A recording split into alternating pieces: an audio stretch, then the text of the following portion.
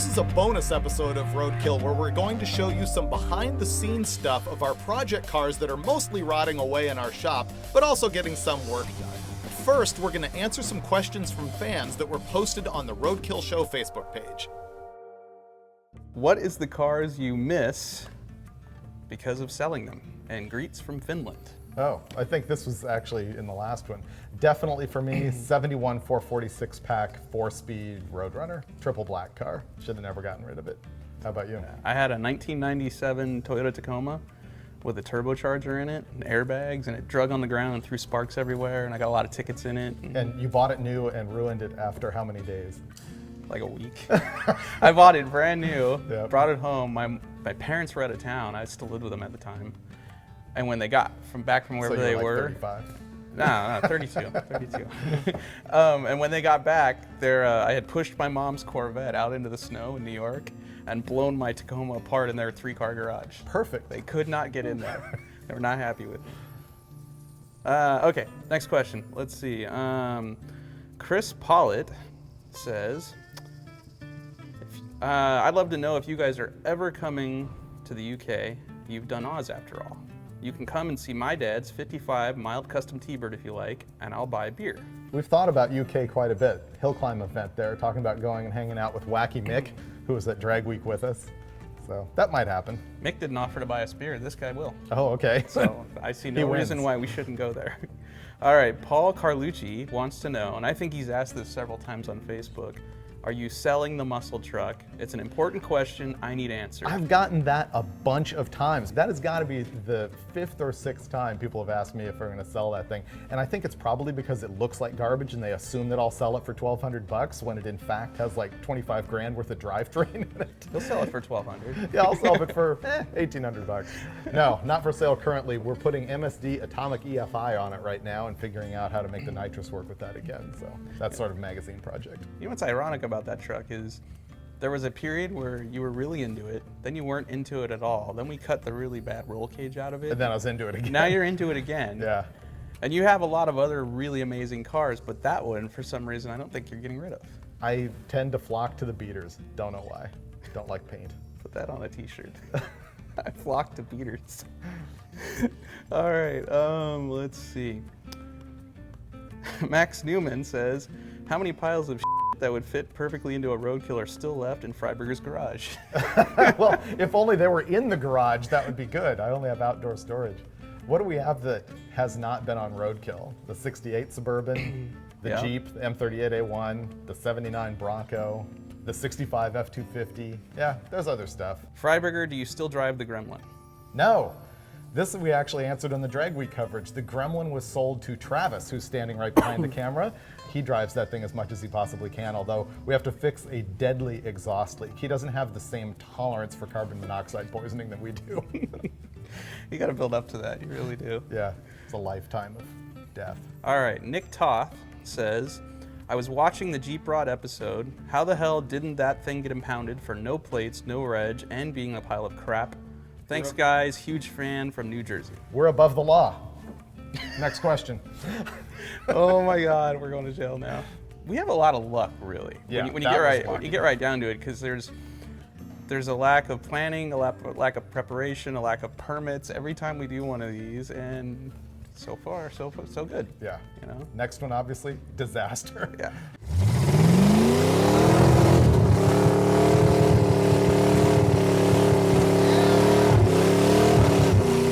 Julian Roberts, how many finished and drivable cars does Freiburger have?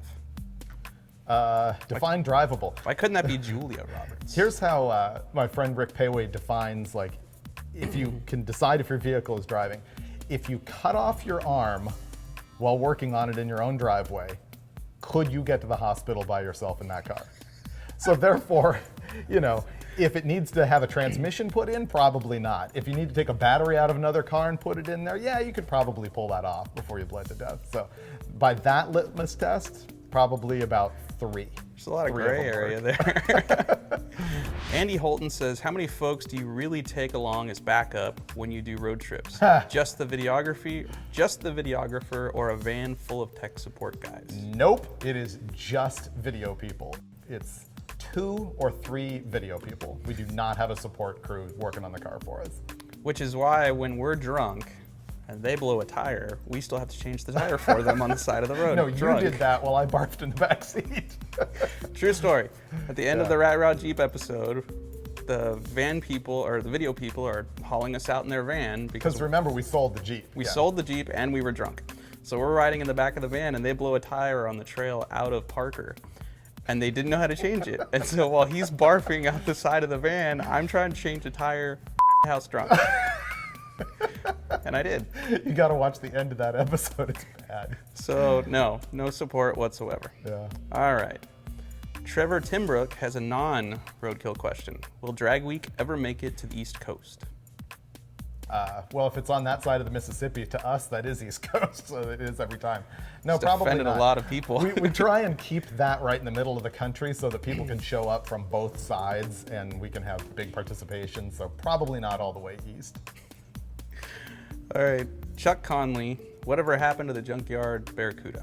Junkyard Barracuda. Oh, that was a cool episode. That's where we went to Texas and made that Junkyard Cuda run and drive through nitrous on it and drove it down to Lucas Oil Raceway and drag raced it.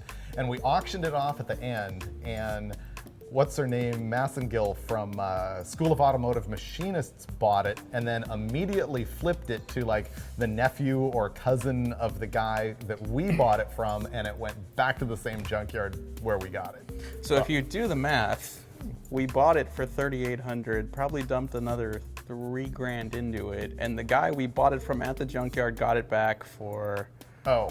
$2,600 or Yeah, something like so that. he ended up making like $4,000 on the deal and got the car back running and driving with a nitro system on it Yeah, and new yeah. tires. That's why that's why he's more successful than we are. That's the roadkill plan. Buy high, sell low. All right. Will we ever see a roadkill with one of Finnegan's boats as the vehicle? I don't know. A couple boats have been in there, sitting in your shop, pushing them Yeah. out with no motor in it. We've talked about it. We've talked about going to the river, driving to the river with a muscle truck with a big block in it, pulling the big block out, putting it in a boat, street racing it for the weekend, taking it out of the boat, putting it in the truck, and going home. That sounds like fun. It would be fun. That would be a riot. We should do that. All right. Let's see. Is it possible for you to do a roadkill show with other Motor Trend hosts, maybe as guests, or at least a crossover episode like you both drive a car that will also be featured in Head to Head? That came from Michael M. Oh, that's Ong. tying it all together. I've talked to Fred on Dirt Every Day about doing Dirt Every Day with my Scrambler. So that might be coming next year. I don't know. He'll have to decide if he really wants to do that or not. If you had to own a non-American car, what would it be? And that came from Alex Norman. Anglia, Gasser. Little tiny thing. Yeah. Or maybe a Fiat Topolino altered.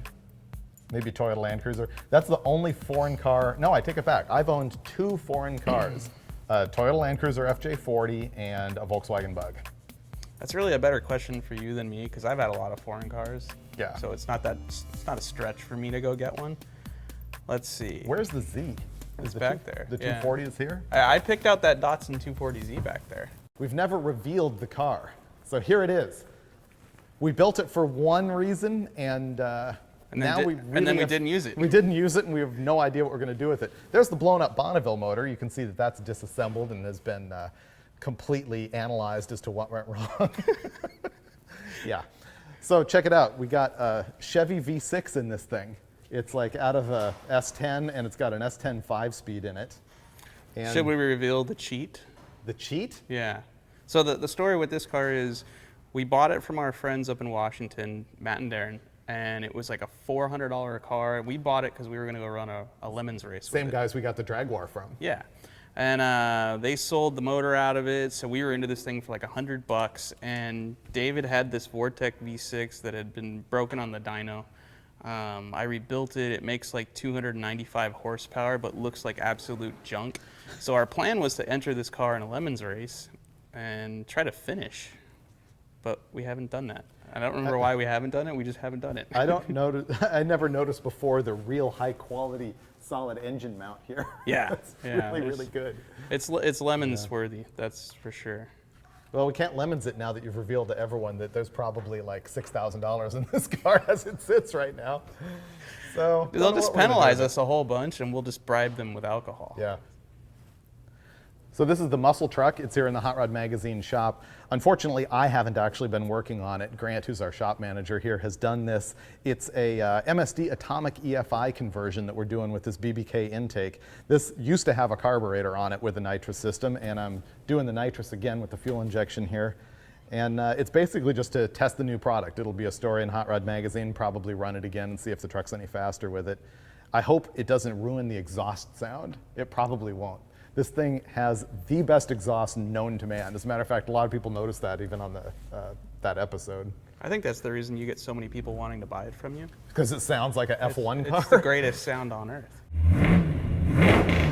This is a full manual valve body, right? Yeah. Dude! Oh my god, that's great. You can't do that in the parking lot. Oh, I forgot.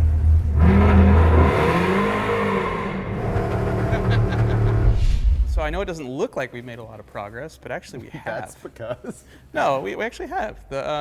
If you notice, the roll cage is sort of tilted in the car because it's half built, and it actually needs to go through the floor to some outriggers we're going to weld to the chassis. But we can't do that yet because we realized we never primed or painted the bottom of the floor of the car. So the body's got to come back off, but before the body comes off, we needed to put the firewall back together, which we had cut out because the Hemi didn't fit. And then I had strips of steel sheared 2 inches wide, and I'm recessing the whole firewall back to clear the valve covers so that we can actually work on this. Yeah, and actually, since people last saw this on Roadkill, they don't even realize that the quarters have been done, it's all been primered, all the rust is gone. Yeah, we had it media blasted, and that revealed a whole bunch of problems with the car. It had a whole bunch of Bondo here. It looks like there used to be a visor here. But the main thing it revealed was that the car had been rear-ended worse than we thought, and it actually required new floors, new quarter panels, new trunk floor. So actually there's been a lot of sheet metal work done to this by the guys over at Hot Rods and Hobbies in Signal Hill, California. And now that it's back here, we can actually start working on it ourselves. So we're gonna finish the cage, get the firewall back in. The real Hemi for this is actually at my shop, and it's about halfway built. And then put that engine in, start wiring and plumbing, and with any luck, hit the road next summer. 3 days. It's almost done. Yes. We can get it done. And then there's this, which is a brand new actual steel 32 Ford 5-window body. This is a reproduction from a company called United Pacific, and it's just like a stock Ford. I hope to turn this thing into a El Mirage and Bonneville race car with flathead Ford power. And I was just talking, actually, the guys at Hot Rod Ranch who were in the episode with the Merc are gonna help me out with this thing. We figured out what to do for the frame this morning. So, there you go. That'll probably happen right away. So that's a wrap on our Q&A session. This is the first one we've done on the Motor Trend channel. Let us know if you want to see more. Meanwhile, check out facebook.com/Roadkill Show, and also on Instagram, we are also Roadkill Show. So check that out, and we'll see you next time. Stay tuned for the next episode of Roadkill that's going to air Friday, November 15th.